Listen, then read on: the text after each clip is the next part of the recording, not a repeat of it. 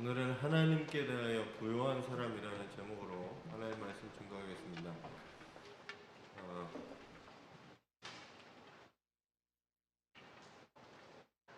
혹시 들어보셨는지 모르겠어요. 메슬로우의 욕구 5단계라는 게 있습니다.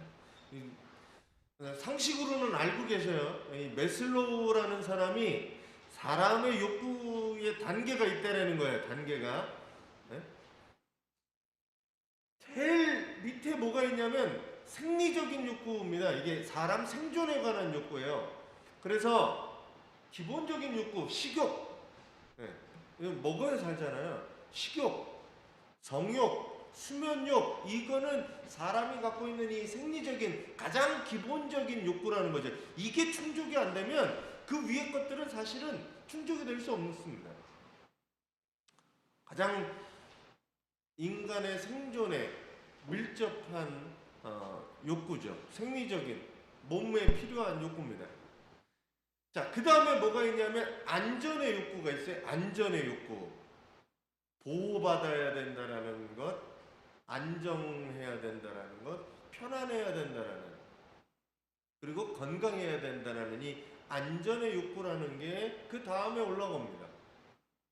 그 다음에 사람의 이 욕구가, 그 다음에 이 사회적인 욕구가 있어요.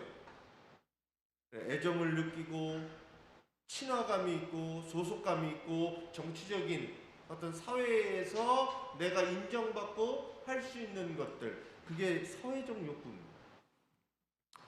그 다음에 이제 존중의 욕구로, 그러니까 내가 높아지는 거죠.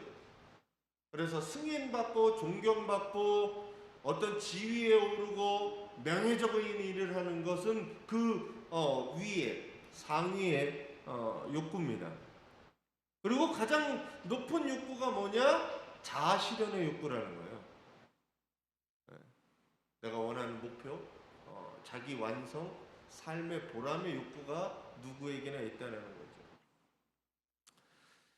거죠. 이런 욕구들이 사람에게 있어서 어디까지 충족되느냐? 한번 살펴보셔야 됩니다. 나는 어디에 충족을 이루고 어디에 만족을 이루고 살고 있는가 한번 생각해 보셔야 돼요. 누구나 다 이것을 갖고 있지만 지금 내 삶이 어디까지 이루고 있는가. 인생은 한 번밖에 살 수 없는 일생입니다.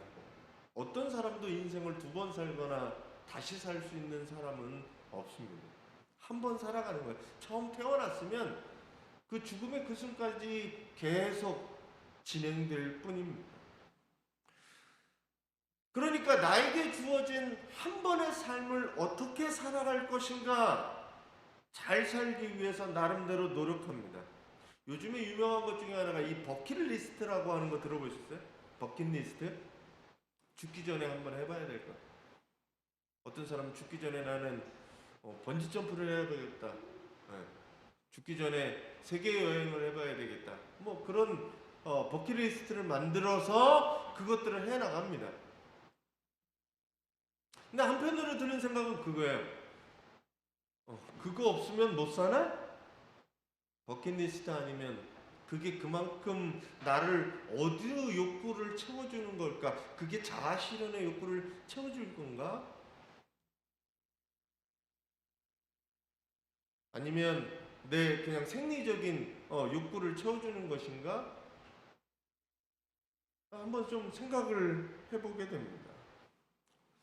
그래서 우리는 뭐라고 하냐면 일명 성공한 사람들, 그 사람들의 강연이나 그 사람들의 책을 읽기도 합니다. 그래서 뭐 저는 한동안 테드라고 하는 미국에서 성공했다라고 하는 사람들의 어떤 강연을 듣고 사람들이 그럼 나도 그렇게 해야 되겠다라고 하는 사람들이 생겨나죠. 요즘 유튜버 광고에는 자꾸 저는 이런 게 뜨더라고요. 자기가 어렵게 살았는데 지금은 100억대 부자가 되어 있습니다. 내가 시키는 대로만 하십시오. 뭐 이런 광고가 유튜브에 그렇게 뜨더라고요. 나름대로 자기가 성공했다라고 생각을 하는 거거든요. 여기서 한번 생각해 봐야 될 게 성공이 뭐냐라는 겁니다. 성공이 뭐냐? 어떻게 사는 게 잘 사는 것이냐? 라는 것들을 한번 생각해 봐야 돼요. 지난주 설교 말씀을 다시 한번 생각해보면 여러분들에게 가장 좋은 것은 뭐예요? 지난주 설교 들으셨잖아요. 여러분들에게 가장 좋은 것을 하나님이 주신다고 했잖아요. 그 가장 좋은 것이 뭐예요? 성령님이시잖아요. 가장 필요하고 가장 중요하고 가장 좋은 것이 뭐냐? 성령님이라는 거예요. 다 그렇게 말씀을 듣고 알고 있어요. 근데 세상에 나가서 살아가다 보면 나한테 필요한 건 뭐예요? 돈이에요. 물질이에요. 오늘 예수님의 얘기는 사실 그렇게 이어지게 됩니다. 오늘 말씀에 보면 한 사람이 등장을 하는데 그 사람이 누구냐 하면 12장 앞부분에 보면 이렇게 시작해요. 수만 명의 사람들이 모였어요. 예수님의 말씀을 들으려고. 수만 명의 사람들이 모여서 예수님이 말씀을 전하시는데 바리새인의 외식에 대한 얘기들, 이런 얘기들을 위선에 대한 얘기들, 그리고 하나님 앞에 나를 인정하고 시인하는 문제에 대한 얘기들을 앞부분에 쭉 하고 계세요. 그런데 오늘 누가 나오냐 하면 갑자기 한 사람이 등장해서 뜬금없이 뭐라고 얘기했냐면 선생님, 내 형제에게, 내 형에게 명해서 유산을 나와 나누어 주게 하십시오 라고 물어봅니다. 정말 뜬금없는 거예요. 전체의 주제가, 예수님이 가르치는 주제가 바리새인의 외식에 대한 문제들, 그리고 하나님 앞에서 시인하는 문제들, 이 얘기에 대해 하고 있는데 갑자기 이 사람이 등장해서 이야기를 끄는 게 뭐냐 하면 내 형에게 유산을 나에게 나누어 달라라는 얘기를 하게 됩니다. 그런데 당시 모세율법에 보면 장자가 가져가는 부분이, 장자가 유산을 받는 게 반이었어요. 절반. 그리고 나머지 형제들은 그것들을 나누어 가졌습니다. 뭐 이게 불합리하다면 불합리한 거고, 요즘 세상에서는 사실 장자라고 해서 더 많이 가져가는 법은 없잖아요. 이제. 근데 하여튼 그 당시에도 그랬고 우리나라에도 사실 그게 있었습니다. 장자가 조상 제사를 지낸다는 명목하에 그런 게 있었죠. 그럼 오늘 얘기를 자세히 들여다보면 뭔 얘기냐 하면 이미 유산에 대한 분배는 끝났어요. 율법으로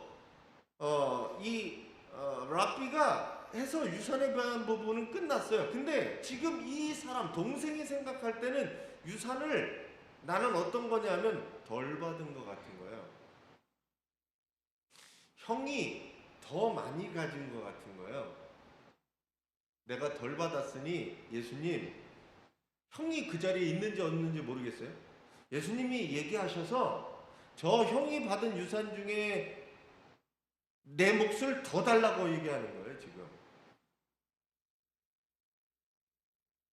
이 사람에게는 사실은 예수님께 나와서 예수님 말씀을 듣는 것이 전혀 들리지 않았습니다. 왜냐하면 유산 생각으로 머리가 가득 차 있었어요. 예수님한테 나가가는 목적이 뭐였냐면 유산 분배를 꼭 예수님에게 답을 듣고 형에게 얘기해서 더 받아야 되겠다라는 게 머릿속에 가득 차 있었습니다.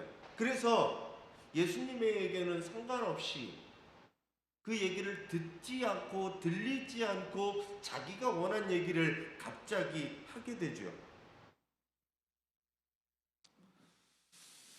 이 유산을 더 주라고 얘기하는 이 사람의 마음속에는 사실은 자신이 더 많은 재물을 갖고 싶어하는 마음이 있었다라는 이야기입니다.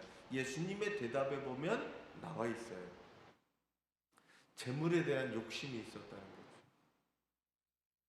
사람이 이 탐욕이 가득 차니까 예수님의 말씀도 들리지 않았고 형제 간의 관계도 이제 중요하지 않게 되는 거예요. 오로지 유산을 더 받겠다라는 생각밖에 없는 거죠. 요즘에도 마찬가지잖아요. 형제들 간의 다툼의 10중 8구는 뭐냐면 돈에 관한 겁니다. 돈에 관한 거.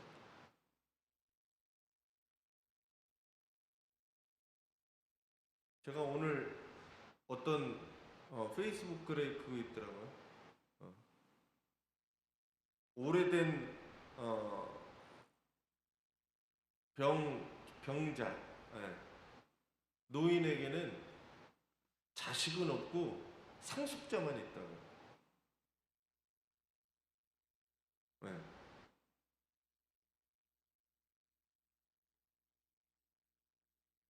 사람의 마음 속에 무엇이 가득 찼느냐? 더 가지려고만 하는 이 탐욕, 탐심이 가득 차게 되니까 아무것도 들리지 않은 거예요. 오로지 머릿속에는 한 가지 생각밖에 없습니다. 어떻게 하면 더 많이 가질까? 어떻게 하면 내 몫이라고 하는 그 부분들을 가져낼까라고 얘기하는 겁니다. 그 부분에 대해서 예수님이 뭐라고 얘기하시냐면 이렇게 얘기하세요. 같이 읽어주세요.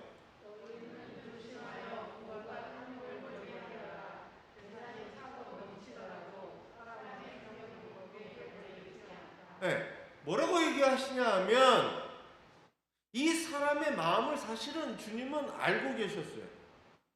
이 문제가 뭐냐? 재속상 유산 상속을 어떻게 갈라달라 이게 중요한 게 아니라 그 마음 속에 이미 더 가지려고 하는 마음이 가득 찼다라는 거죠. 형제 이제 없는 거예요. 부모 형제 다 잃어버리고 율법이고 뭐고 하나님의 말씀이고 뭐고 다 뒷전으로 두고 뭐냐? 돈밖에 보이지 않은 거, 유산밖에 보이지 않았다는 거. 그래서 예수님이 얘기하신 거는 거기 모인 모든 사람에게 너희는 조심해서 온갖 탐욕을 멀리해라 라고 얘기합니다. 그리고 재산이 차고 넘치는 게 중요한 게 아니라 그 넉넉함이 중요한 게 아니라 사람의 생명은 거기에 달려있지 않다라고 주님은 말씀하고 계십니다. 사람이 살아가는 데 있어서 재물은 꼭 필요합니다. 그래서 예수님의 기도도 보면 일용할 양식에 대한 기도를 하게 하셨죠. 문제는 뭐냐 하면 그 재물이 나의 인생의 목표가 되고 그 재물의 마음을 뺏기게 되는 순간 재물밖에는 보이지 않게 된다는 게 문제인 거예요. 재물이 하나님의 말씀이 들리지 않게 하는 거예요. 재물이 사람 간의 관계도 중요하지 않게 되는 거예요. 그러니까 형제 간에도 소송하는 거예요.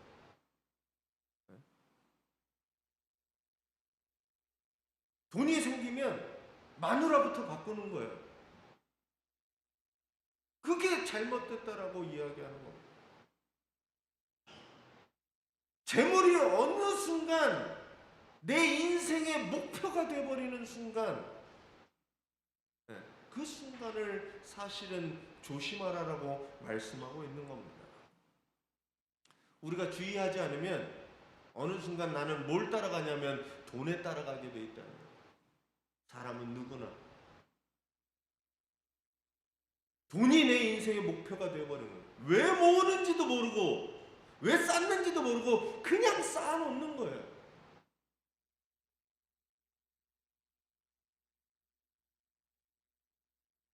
여러분 스스로에게 한번 질문해 보시기 바랍니다. 내가 재물을 소유하고 있는지 아니면 재물이 나를 소유하고 있는지. 얼마면 여러분들을 움직일 수 있어요?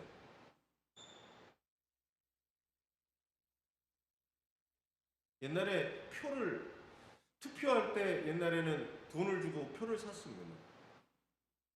금권 선거가 만연했었죠. 얼마면 여러분들의 표를 움직이실 수 있겠어요?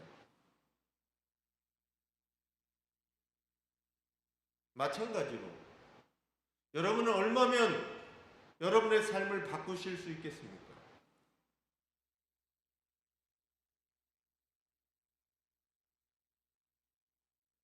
내가 재물을 소유하고 있는지 아니면 재물이 나를 소유하고 있는지 이 관계를 잘 파악하셔야 돼요. 내가 만약에 탐욕에 의해서 움직이게 되면 많은 것을 갖는 것이 단순히 성공이고 그래서 더 많은 것을 가져야 더 높은 자리로 올라가야 된다는 겁니다. 가진 게 내 가치를 드러내고 다른 사람을 평가하는 사람이 되는 거예요. 요즘 자동차 광고나 집 광고에 보세요. 이런 집에 살면 당신의 가치가 달라집니다. 그랜저 광고. 이 차를 타면 당신은 성공한 사람처럼 보입니다. 이렇게 광고하는 거예요. 그 차와 그 좋은 집을 가져야 나는 성공한 사람이 되는 것처럼 보이니까. 그게 과연 성공이냐라는 겁니다. 세상에는 더 좋은 제품들, 더 신제품들이 계속해서 등장하고 나와요. 그때마다 비교되는 거죠. 더 좋은 거, 더 높은 거, 더 많은 거. 그걸 향해 사람들은 가고 그것들을 세상은 그렇게 높은 사람처럼 취급하고 성공한 사람처럼 보여준다는 겁니다. 그러니 거기에 한번 휩쓸린 사람은 내 존재감 그리고 내 가치를 높이기 위해서 더 많은 것들을 가져야 되는 거예요. 수단과 방법을 가리지 않죠. 법을 피해서 변호사를 사서 편법을 써가며 불법을 써가며 그렇게 1,000억짜리 건물들을 가지시고 하는 거예요.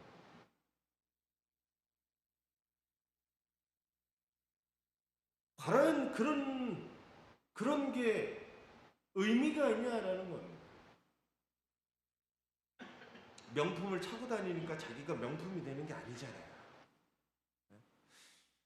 명품 가방이 나를 명품으로 만들어주는 게 아니잖아요. 그 착각을 하고 살지만 내가 명품이 아닌데 명품 가방을 메면 뭐하고 외제차를 타면 뭐합니까? 사람이 쓰레기인데.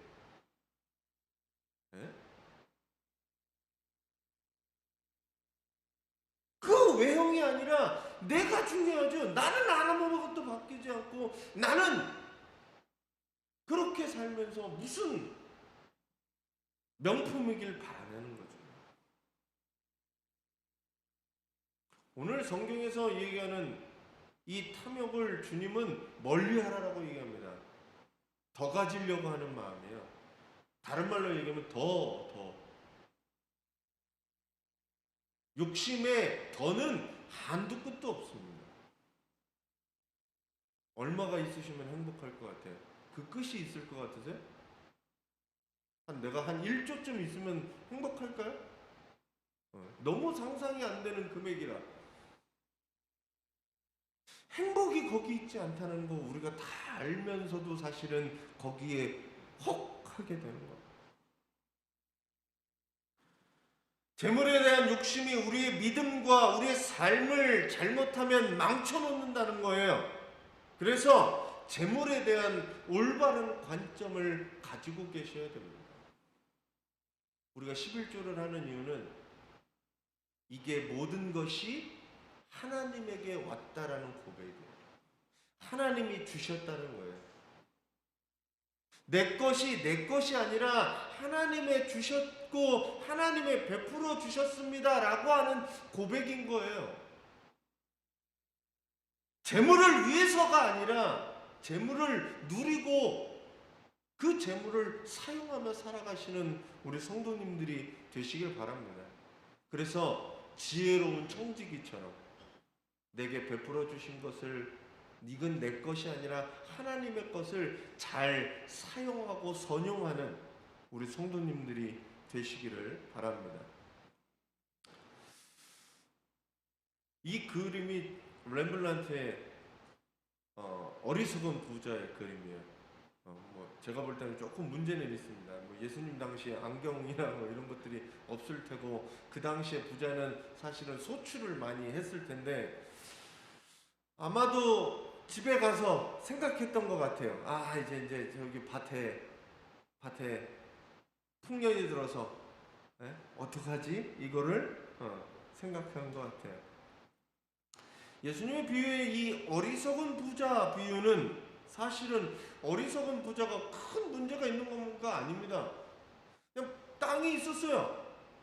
땅이 풍년을 이뤄서 이게 무슨 다른 사람의 노동력이나 다른 사람을 착취하고 일부러 빼앗아서 부자가 된 게 아니라 내가 가지고 있는 땅에 열심히 일을 했어요. 하나님이 축복해 주셔서 거기에 땅에 풍년이 이루어졌습니다. 소출이 많아졌어요. 그래서 그 소출을 걷어들였는데 둘 데가 없는 거죠. 다. 그래서 뭐 했냐? 곡간을 새로 줘야 되겠구나 라고 생각한 겁니다. 여기까지 문제가 있어요? 곡간은 크게 주고 거기다가 해놓고 이거 가지고 잘 살아야 되겠다 라고 하는 게 오늘 이 얘기에는 사실로 보면 아무 문제가 없어요. 자기 땅을 하나의 어떤 성서학자는 이렇게 얘기합니다. 하나의 문제점을 건다면 이거죠. 이 사람이 매점매석을 하려고 했다는 거예요.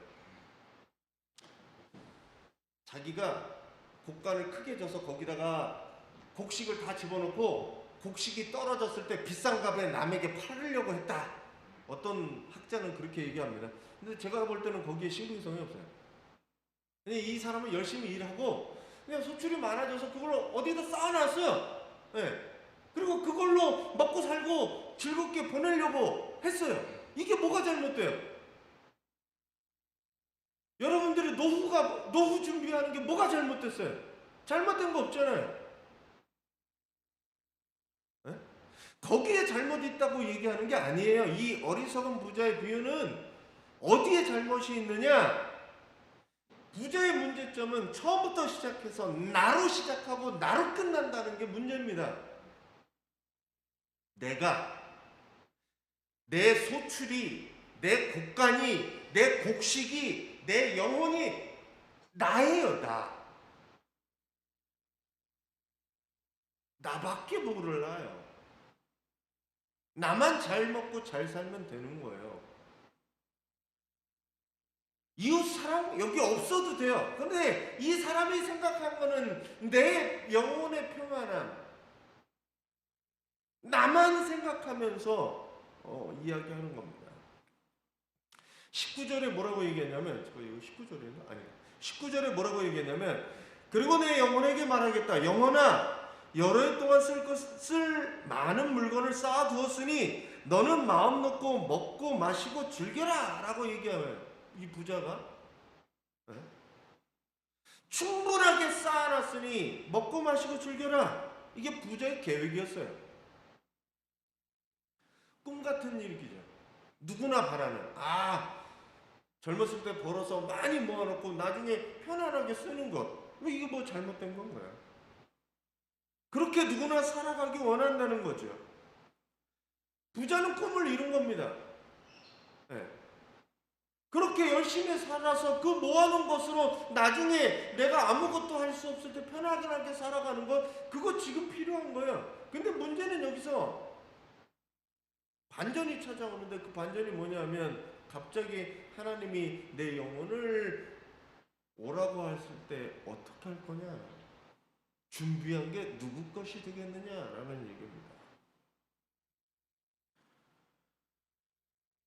이 부자를 악하다고 보지는 않았어요. 성경에 죄인이나 악한 사람이나 본 게 아니라 단순히 이 사람은 어리석은 사람이다라고 얘기합니다. 이 땅의 것은 열심히 준비했어요. 내 노후는 준비했는데 그 이후의 삶은, 하나님과의 관계는 사실은 아무것도 준비하지 않은 어리석은 사람이라는 겁니다. 많은 것을 소유하는 데 관심이 있을 뿐 생명과 자기 존재에 관해서는 관심이 없었다는 거지요.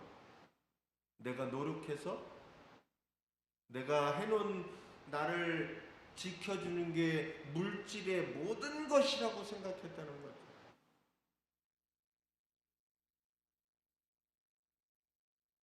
믿고 자기가 기초하고 나가 안전하고 여겼던 그 모든 것이 하나님에 의해서 한순간에 바뀔 수 있다는 사실을 몰랐다는 겁니다. 생명은 그곳에 있지 않았다는 것을 몰랐던 거지요. 젊은 사람들, 건강한 사람들, 그리고 부자인 사람들의 생각한 것은 이런 것들이 영원히 지속될 거라고 생각하는 겁니다.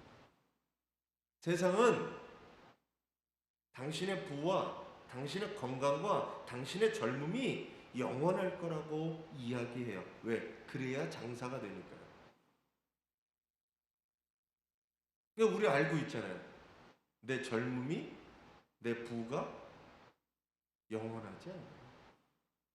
근데 사람은 자꾸 그게 영원할 것처럼 생각되어지게 됩니다. 저는 요즘 제가 장례 지도사 공부하고 있어요. 목사라는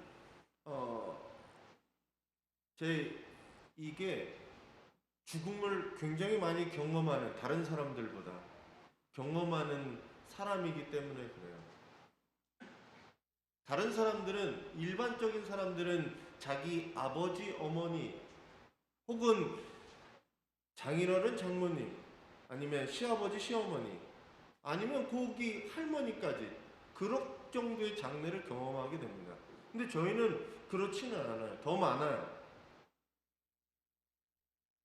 유럽에 가시면 묘지는 어디 있냐면 교회 옆에 이렇게 붙어 있습니다. 죽음을 멀리 있다고 생각하지 않아요. 죽음이 항상 가까이 있죠. 근데 우리나라는 묘지는 어디 있어야 되냐면 사람들 사는 곳하고는 멀리 떨어진 데 있어야 돼요. 죽음이 두렵기도 하고 무섭기도 하고 귀신이 돼서 올라온다고 생각을 해서 멀리 둡니다.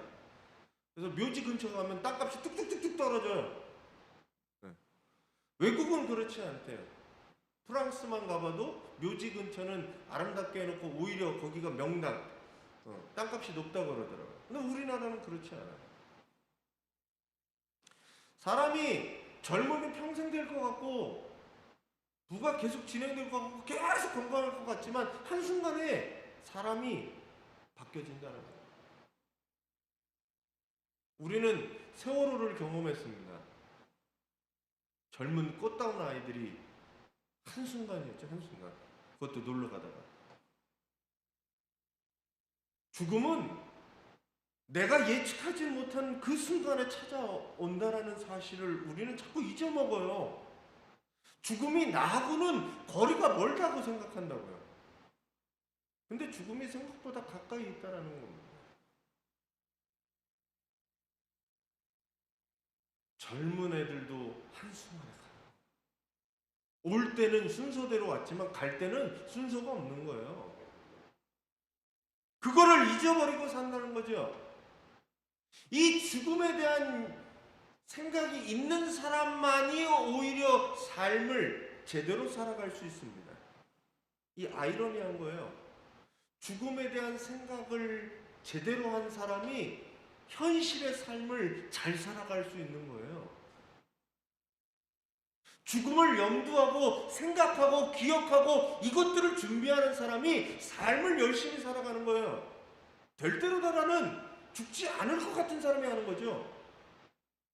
오늘 예수님이 한 이 얘기는 그거예요. 그 사람이 왜 어리석느냐? 지금 당장의 것을 끝이라고 생각하니까. 아니면 나는 죽지 않을 거라고 생각하는 거니까. 계속 모아놓고 쌓아놓는 걸로 해요.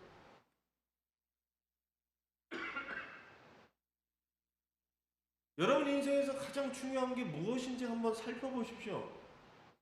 죽음을 염두하고 살아가는 것, 종말론적으로 살아가는 것, 그 사람에게 삶은 진지할 수밖에 없는 겁니다. 여러분들이 어느 순간, 어느 때 하나님을 만나게 될지 몰라요.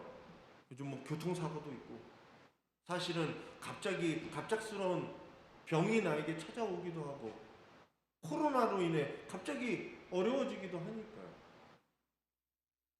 그 일이 나한테 온다면 나는 어떤 준비가 되어 있느냐 한번 생각해 봐야 될 문제라는 겁니다.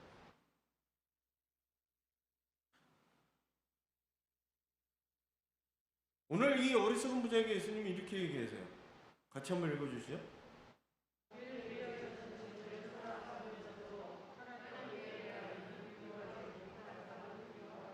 이 어리석은 사람과 같은 겁니다. 자기를 위해서는 재물을 막 쌓아두면서도 하나님에 대해서는 재물을 쌓지 않는 사람.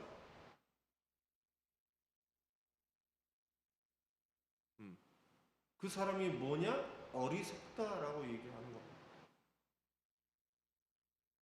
어리석은 부자는 인생의 의미와 가치를 어디에다 두었느냐 하면 자기의 소유에다 두었습니다. 그래서 재물을 모으고 쌓고 그것을 채우는 데만 관심을 가지고 살아갔습니다.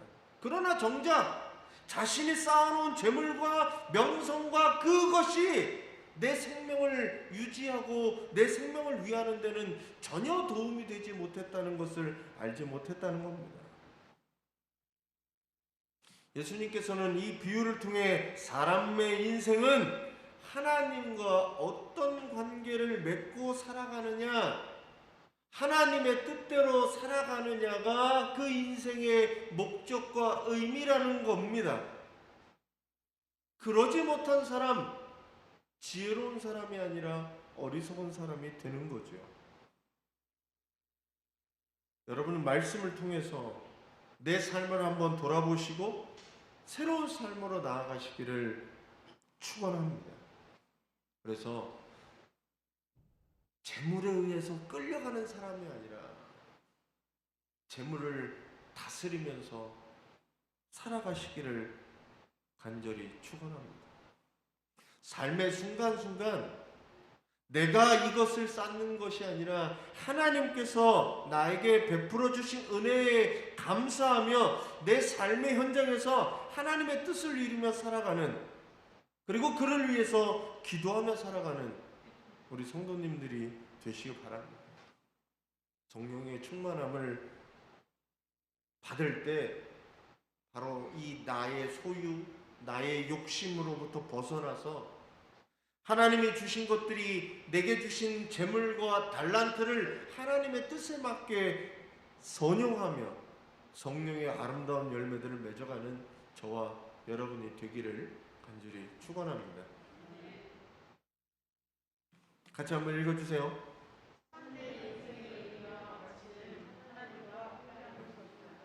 하나님과 함께하지 않는, 하나님이 없는 삶, 없는 재물, 그건 무슨 의미가 있겠습니까? 여러분들이 주님을 의지하시고 성령님과 함께 성령님의 도우심으로 하나님의 뜻을 이루며 살아가는, 하나님과 함께 살아가는 우리 새로운 교회 성도님 되시기 바랍니다.